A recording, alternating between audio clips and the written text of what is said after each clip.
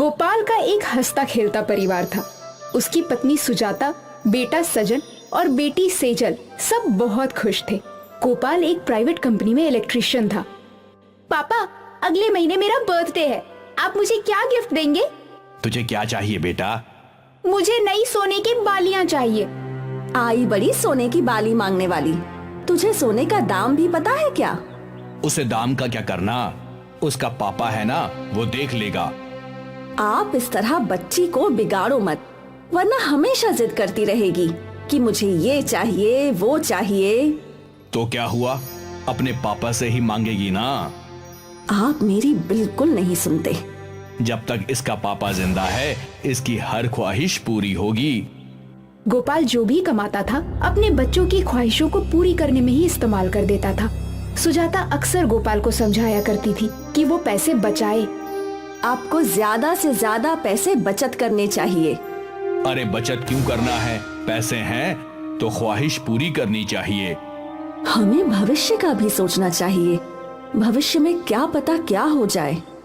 भविष्य में जो भी हो, मैं तो ये जानता हूँ कि मुझे जिंदगी वर्तमान में अच्छे से जीनी है। भविष्य का किसको क्या पता। गोपाल हमेशा सुजाता की बातों को टाल दिया करता था। 1 साल बीत गए। गोपाल एक बिल्डिंग की वायरिंग का काम कर रहा था जब उसे जोर का झटका लगा। गोपाल को हॉस्पिटल में एडमिट कर दिया गया। काफी समय तक आईसीयू में रहने के बाद उसकी मौत हो गई। इस परिवार ने अपना करता धरता खो दिया था। गोपाल का एक बड़ा भाई था मुकुंद। जब उसको अपने भाई की मौत का पता चला तो वो तुरंत सुजाता और उसके बच्चों के पास दौड़ा चला आया। मुकुंद ने इस बुरे वक्त में पूरे परिवार को सहारा दिया था। भैया, अब आप ही हमारा सहारा हो। किसे पता था कि ये इतनी जल्दी हमारा साथ छोड़ देंगे। सुजाता की ये बातें मुकुंद की पत्नी हेमा को खटकने लगी थी। जब वो दोनों घर गए तो हेमा मुकुंद पर बरस पड़ी। क्या जरूरत थी इतना आगे आगे बढ़ने की? क्या बात कर रही हो? गोपाल मेरा सगा भाई है नहीं था। और उसने कभी आपके लिए कुछ किया है? कभी आपको कुछ दिया है? अरे कभी कुछ लाया हो तो बताइए। अरे उसने जो भी किया वो किया होगा।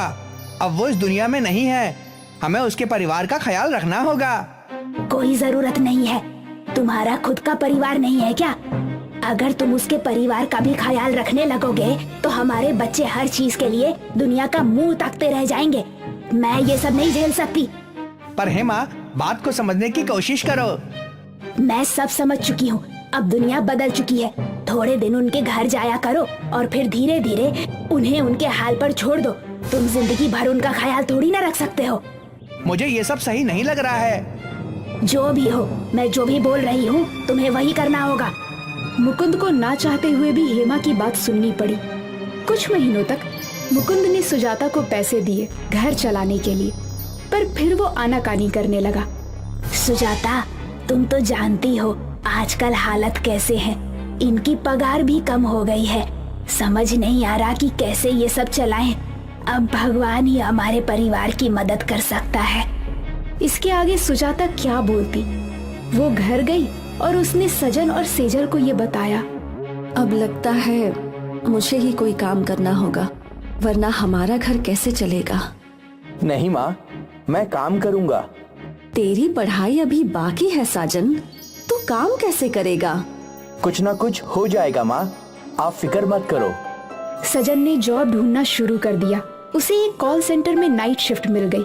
वो दिन में कॉलेज जाता और रात में जॉब पर। कॉल सेंटर से उसे 20,000 रुपए की पगार मिल रही थी। उसने वो पूरे पैसे सुजाता को दे दिए। माँ, अब आप देखिए आप इन पैसों से क्या करेंगे। सुजाता समझदार थी। उसने थोड़े पैसों से घर चलाया और बाकी पैसे बचाने लगी। 1 साल बीत गया। सुजाता ने अच्छे खासे पैसे बचा लिए थे। यहाँ सजन के दिमाग में बिजनेस खोलने का ख्याल घूम रहा था। उसने अपनी माँ से बात की। माँ, मैं सोच रहा हूँ कि मैं एक बिजनेस खोल लूँ। कैसा बिजनेस? साड़ियाँ बेचने का। मैंने पूरा बिजनेस समझ लिया है। दुकान कहाँ डालनी है वो भी मुझे पता है। अच्छी बात है। अब बस कहीं से 2 लाख रुपए की व्यवस्था करनी होगी। बस कल बैंक जाकर निकाल ले आते हैं। पर माँ, इतने पैसे हमारे पास कैसे? तेरे ही हैं। तेरी पगार के पैसे मैं बचत करके एफडी करती थी। अब जब तुझे जरूरत है तो बैंक जाकर ले लेते हैं। अगले दिन माँ बेटे बैंक गए और पैसे ले लिए। सुजाता ने उन पैसों से अपनी दुकान खोली और बस उस दिन से उनकी किस्मत ही बदल गई। दुकान अच्छी चलने लगी। पूरा परिवार एक ही बिजनेस पे काम कर रहा था। देखते ही देखते 1 की 2 दुकान हो गई, 2 की 4 और कुछ सालों में सुजाता का परिवार रईस हो गया। एक दिन की बात है, हेमा सुजाता के पास रोते हुए आई। क्या हुआ दीदी? उनका एक्सीडेंट हो गया है। हॉस्पिटल में उनके इलाज के लिए 10 लाख रुपए की जरूरत है। आप फिक्र मत कीजिए दीदी। सुजाता अंदर गई और तिजोरी से पैसे निकालने लगी। माँ, क्या जरूरत है इतने पैसे देने की? जरूरत है, वो तुम्हारे चाचा हैं। हाँ, चाचा तो है पर दोगले हैं। जब हमें उनकी जरूरत थी तो कहाँ थे वो? वो उनके कर्म है सेजल, हम उनकी तरह बर्ताव नहीं कर सकते। बाहर खड़ी हेमा ने ये सब सुन लिया।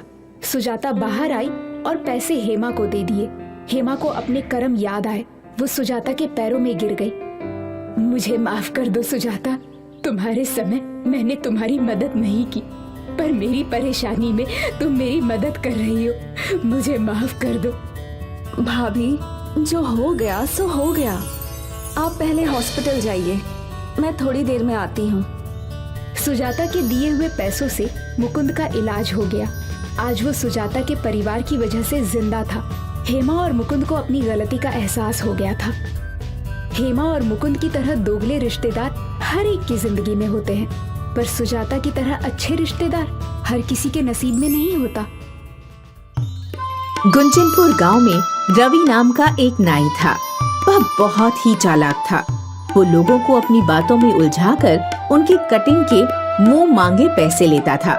लोग भी उसकी मीठी मीठी बातों में उलझ जाते थे। एक दिन रवि अपने एक कस्टमर की कटिंग कर रहा था। तभी गांव की एक लड़की निशा वहां से निकल रही थी। तभी वो रवि को इस तरह लोगों को बेवकूफ बनाते देख मन में सोचने लगी, ये रवि नाई तो कितना ठगी है, गांव के लोगों को कैसे ठग रहा है। कुछ तो करना पड़ेगा इसका, वरना लोगों को ऐसे ही लूटता रहेगा। रवि नाई के बारे में सोचती सोचती निशा घर पहुंच जाती है। निशा के परिवार में वो और उसके पिता ही थे।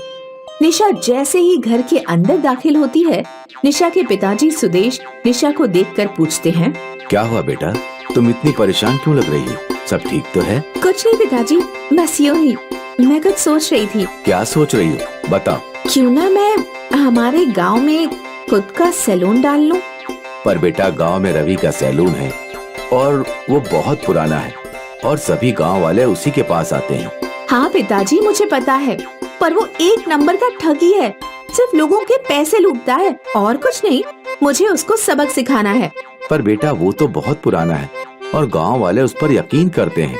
पुराना है पर मेरी तरह टैलेंटेड नहीं।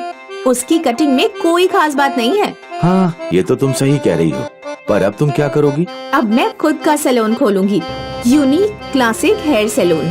और उस सैलून के लिए जगह? उसका इंतजाम मैं कर लूंगी पिताजी, आप चिंता न करें। आप बस सैलून खोलने की तैयारी कीजिए। अच्छा ठीक है बेटा। दूसरे दिन निशा तैयार होकर सुबह सुबह गांव के गज्जू काका के घर पहुंच जाती है। गज्जू काका बरामदे में बैठे अखबार पढ़ रहे होते हैं। निशा अंदर जाती है। गज्जू काका निशा को देखकर कहते हैं, अरे निशा बेटा, आओ आओ, बैठो बेटा। निशा गज्जू काका के सामने खाट पर जाकर बैठ जाती है। गज्जू काका निशा की ओर देखकर कहते हैं, बेटा, आज हमारे घर कैसे आना हुआ? कोई परेशानी तो नहीं? नहीं नहीं काका, ऐसा कुछ नहीं है काका, बस थोड़ा काम था आपसे। बोलो बेटा। काका, मुझे आपकी बाजार के बीच वाली दुकान किराए पर चाहिए थी। अरे बेटा, किराए की क्या बात, दुकान तुम्हारी ही है, पर ऐसे अचानक कुछ नया शुरू कर रही हो? हाँ काका, मैं गांव में एक नया हेयर सैलून शुरू करना चाहती हूँ। पर बेटा, गांव में तो पहले से ही एक हेयर सैलून है रवि का, और गांव के सारे बूढ़े से लेकर बच्चे जवान सब वहीं जाते हैं हेयर कटिंग करवाने। हाँ काका, मुझे पता है, पर वो एक नंबर का ठगी है। और वैसे भी पिताजी की तबीयत की वजह से मुझे गांव ही रहना पड़ेगा। और मैं हेयर कटिंग में स्पेशलिस्ट हूँ, इसीलिए मैं इसी काम को आगे बढ़ाना चाहती हूँ। ठीक है बेटा, जैसी तुम्हारी इच्छा। गज्जू काका अंदर जाकर दुकान की चाबी लेकर आते हैं और निशा को दुकान की चाबी देते हुए कहते हैं, लो संभालो बेटा, ये दुकान आज से तुम्हारी। कुछ दिनों में निशा हेयर सैलून शुरू कर लेती है, पर कोई भी उसके सैलून में नहीं आता है। निशा बहुत उदास हो जाती है और एक कोने में बैठ जाती है। तभी उसके दिमाग में एक आइडिया आता है, क्यों ना मैं पहले कुछ लोगों की फ्री में कटिंग करके मार्केटिंग करूं, जिससे मेरे सैलून का प्रचार हो सके। और फ्री हेयर कटिंग स्टार्ट करती है। थोड़े दिन में उसके सैलून पर भीड़ लगना शुरू हो जाती है। निशा गांव के लड़कों और आदमियों की उनकी पसंद के कटिंग करती है, जिससे सब लोग उसकी कटिंग से बहुत प्रभावित होते हैं और रवि की दुकान पर जाना छोड़ देते हैं। इस बात का रवि को बहुत बुरा लगता है। एक दिन वो निशा के पास आता है और कहता है, लड़की होकर हेयर सैलून खोल रखा है और मेरे सारे ग्राहक भी खा रही हो। चुपचाप अपना ये सैलून बंद कर दो और जाकर कोई दूसरा काम करो। रवि की बातें सुन सैलून में बैठे लोग भी बाहर आ जाते हैं। निशा रवि की बात सुनकर रवि को एक जोर से थप्पड़ मारती है और कहती है, तुम्हें शर्म नहीं आती है? पहले तो अपने ही गांव के लोगों को कटिंग के ज्यादा पैसे लेकर लूटते हो और फिर मुझे आकर धमकी दे रहे हो। हिम्मत कैसे हुई तुम्हारी मुझे धमकी देने की? इतने में गांव के सारे लोग भी निशा का साथ देने आ जाते हैं और रवि को मारना शुरू कर देते हैं। गांव वालों की मार से बचकर रवि भाग जाता है।